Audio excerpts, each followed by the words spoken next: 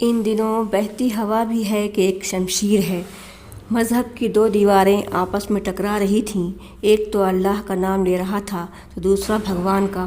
دونوں دیواریں خون سے لت پت ہو رہی تھیں، لیکن رنگ تو خون کا ایک ہی تھا، اس لیے پہچاننا بھی مشکل ہو رہا تھا کہ کس دیوار میں چھینٹے ہندو کے ہیں اور کس دیوار میں مسلمان کا۔ بم بارود دھواں سے بھی پٹاخوں جیسا شور سننے کو مل رہا تھا۔ ایک ہی زمین پر رہنے والے اپنے اپنے مفاد کے لیے اس دیوار کی پرواہ نہیں کرتے اور لاکھوں خنجر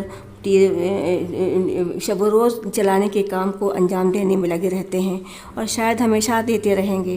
ایک ہی دیوار سرحد کے بیچ کھڑی ہر مصیبت کا مقابلہ مدت سے کرتی آ رہی ہے اور کرتی رہے گی۔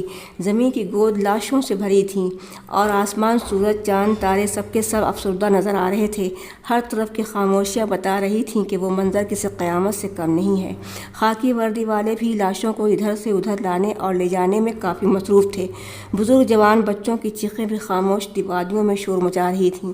معصوم بچے اپنی ماں کے سینے سے لگ کر اپنی بھوک و پیاس مٹانے کی کوشش کر رہے تھے، لیکن اس ماں کے مردہ جسم سے دودھ کا ایک قطرہ بھی نہیں نکل رہا تھا اور وہ بچہ اپنی ماں کی سوئی دھڑکنوں کو جگانے کی کوشش میں ناکام ہو رہا تھا۔ اور چند بچے تو ایسے نوخیز تھے، ماں کے شکم سے آزاد ہو کر فوراً ہی اس زمین پر آئے تھے۔ لاشوں کے انبار میں چند ایسی مائیں بھی تھیں جن کے شکم میں نوخیز بچوں کی حرارت بھی ابھی بھی موجود تھی، لیکن کچھ دیر کے بعد ہی وہ حرارت بھی خاموش ہو چکی تھی۔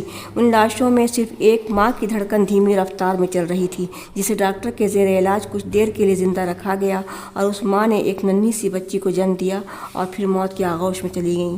اس ننھی سی بچی کو کیا پتا کہ جہاں وہ اپنی آنکھیں کھول چکی ہے وہاں کیسی قیامت بپا ہے۔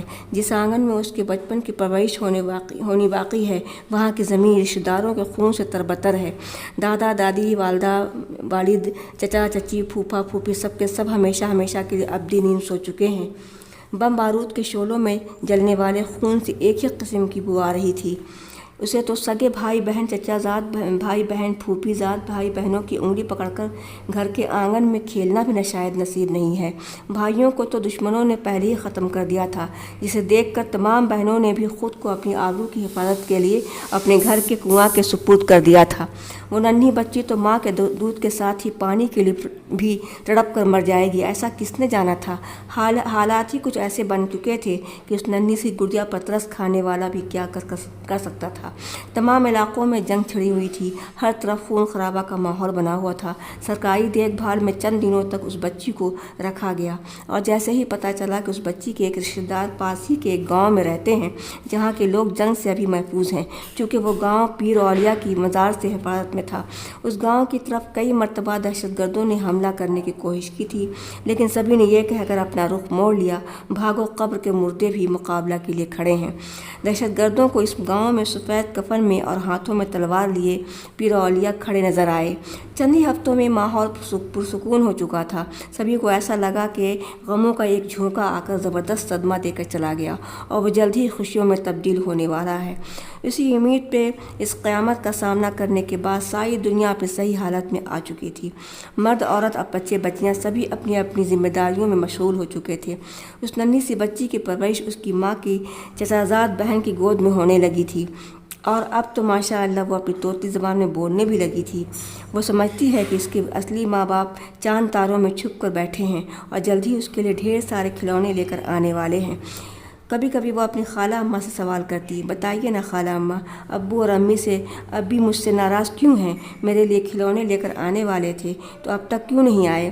خالہ اماں کا جواب سن کر وہ مطمئن ہو جاتی، تھوڑی اور بڑی ہو کر اسکول جانے لگو گی نہ تب وہ دونوں آئیں گے اور تمہارے لیے قلم، کاپی، کتابیں اور کھلونے بھی لے کر آئیں گے۔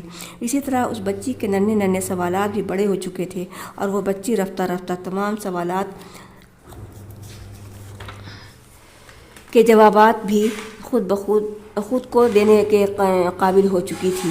زندگی کا نشے و فراز سمجھنے کی صلاحیت اس کے اندر کوٹ کوٹ کر بھر چکی تھی۔ باتیں کرتے کرتے کبھی کبھی اچانک وہ ننھی بچی گم سم ہو جایا کرتی۔ تنہائی میں وہ اس طرح باتیں کرنے لگتی کہ جیسے وہ اپنے ماں باپ کے سامنے بیٹھی گفتگو کر رہی ہے۔ کھانا سامنے رکھا ہوتا اور وہ کہتی، مجھے بھوک نہیں ہے خالہ جان، میں نے ابھی تو کھایا ہے، لیکن نمکین آنسوؤں نے اس کی پیاس بھی بجھا ڈالی۔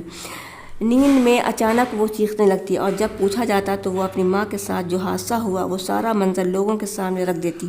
سن کر ایسا لگتا کہ جیسے ماں کے شکم میں پلنے والی وہ ننھی سی بچی نے قیامت کا منظر اپنی آنکھوں میں قید کر لیا تھا، جس طرح ایک ناگن کی آنکھوں میں قاتل کی تصویر رہتی ہے۔ کٹایا جو سجدے میں سر حسب وعدہ، مچل اٹھا کلمہ ہر ایک کی زباں پہ۔